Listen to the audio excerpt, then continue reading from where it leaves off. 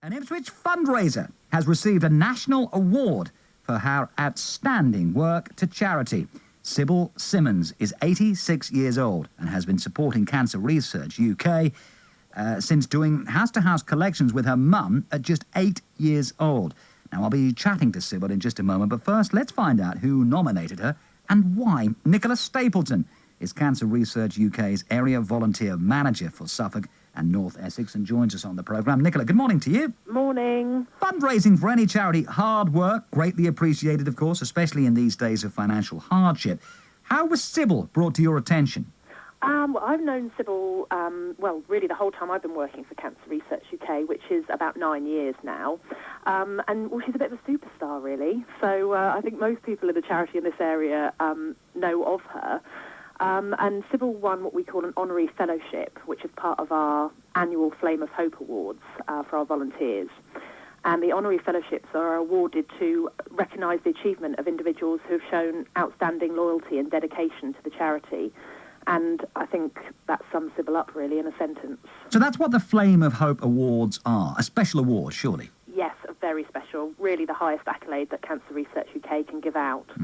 And I think the reason Sybil sprung to mind for me was because she's helped in so many different ways for such a long time, but she's volunteered in the shop in Ipswich, she's helped at Race for Life, Relay for Life, she's organised collections, raised awareness, you name it, she's done it. So very special. Very special. Let's introduce Sybil, who lives in Ipswich. Morning, Sybil. Good morning. Lovely to talk to you. Very special, they're saying about you. Really? That's what they say. Are you excited about winning this award, Sybil?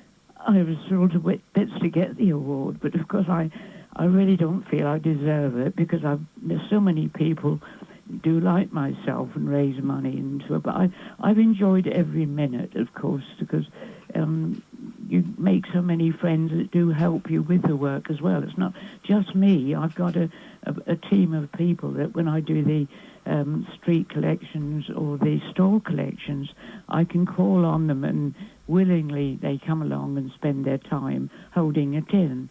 So I've been very lucky in that aspect. But there's so much that can be done with the money.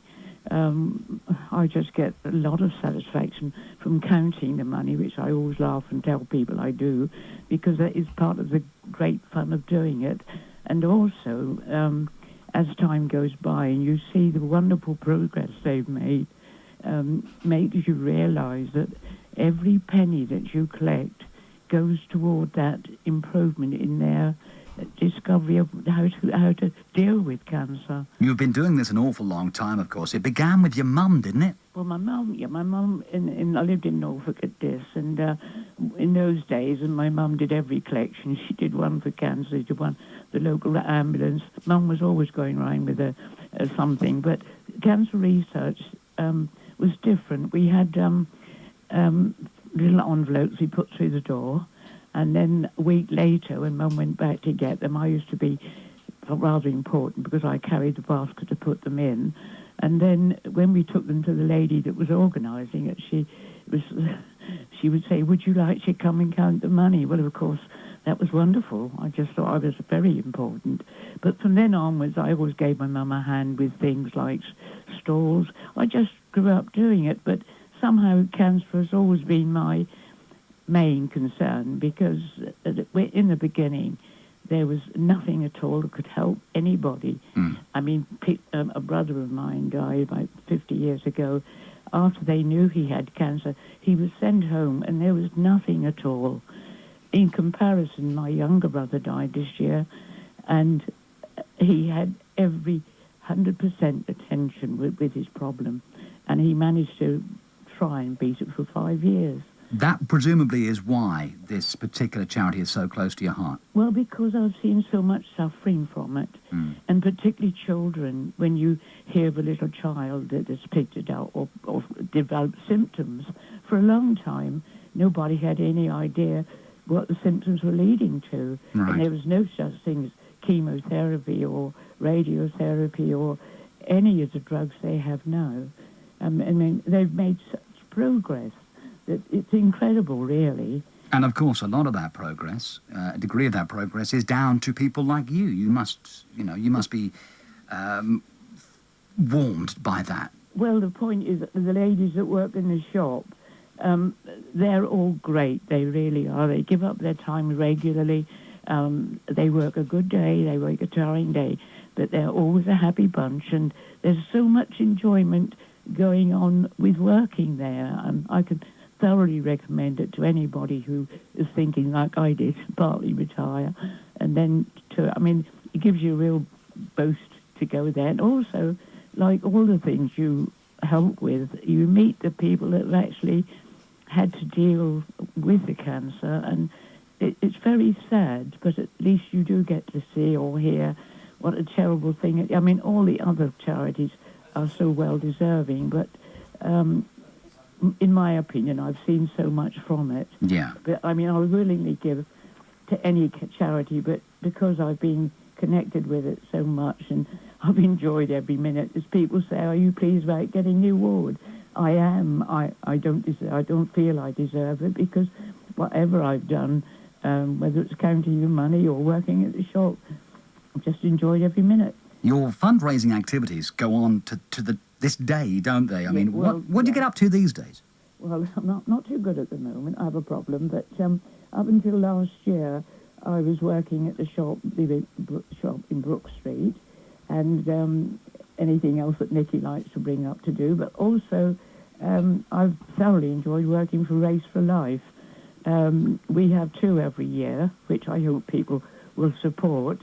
And our Sally's involved with that, you know. Pardon? Our Sally, our producer, she's doing that this year. It? Yeah. Oh, great. She's in training for it now. Well, I say in training. She's not doing a lot of work. But the atmosphere, I went out, unfortunately, this year, the first year I've missed since, I think it started 8 years ago. Yeah. And I so missed because I couldn't go. But I'm still hoping to go to the one at the showground later on.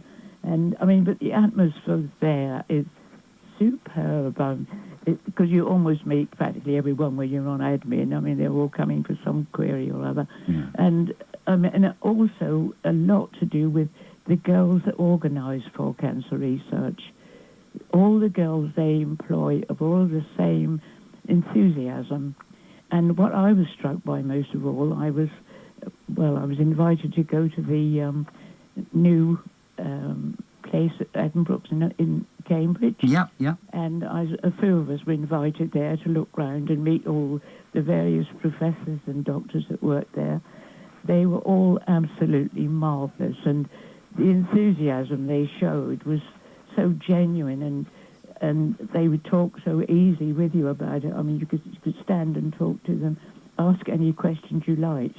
But the whole place and the whole atmosphere, I went home feeling thrilled to bits, because I never, in all my younger days, ever thought I would be going to somewhere with so much hope that, it's such a wonderful day out. Nicola Stapleton is still with us. Nikki, as Yes. Sybil calls you. Very humble. Doesn't feel she deserves the award. What would you say to Sybil? Well, she would say that, and she is very humble, but just listening to her, what a great ambassador for the charity. Truly deserves her award, and Sybil and I are great friends. We've shared many a joke and many a day fundraising, and really I just want to thank her for everything she's done and continuing to do. It's a wonderful thing, isn't it, when someone started all those years ago where there wasn't any sort of understanding of cancer to where we are now. And we know we're not anywhere near the end of the line with cancer, but we've made great strides, haven't we? Absolutely. We've come on just leaps and bounds. As Sybil was referring to sort of cancers in children or childhood cancer, and 30 years ago the survival rates were really, really poor, and now sort of 7, 8 out of 10 children that get diagnosed with cancer will be completely treated, successfully treated, and go on to lead happy, healthy lives. And that's just one example. All the time strides are being made, but we genuinely couldn't do what we do without the support of our volunteers and supporters and people like Sybil. And that's what the Flame of Hope Awards are all about, really, just so that we can thank these wonderful ambassadors for all they do. Sybil, you very much have deserved the award, and we're all very proud of you. Thank you very much. It's delightful talking to you this morning, Sybil. Enjoy your award. Well done. Thank you very much indeed. And thank Nicola you, Nicky. Stapleton from Cancer Research UK's volunteer manager is Nicola. Nicola, thank you very much. Thank If you. only you had 1 million people like Sybil, huh? I know, it would be great. Have you got time for me to give a quick plug to an event, James? I have indeed. Always got time for you. I know, Nicola. I can't leave without. I just wanted to say that we've got a Relay for Life in Bury St Edmunds on the 4th of July at the British Sugar Sports and Social Club.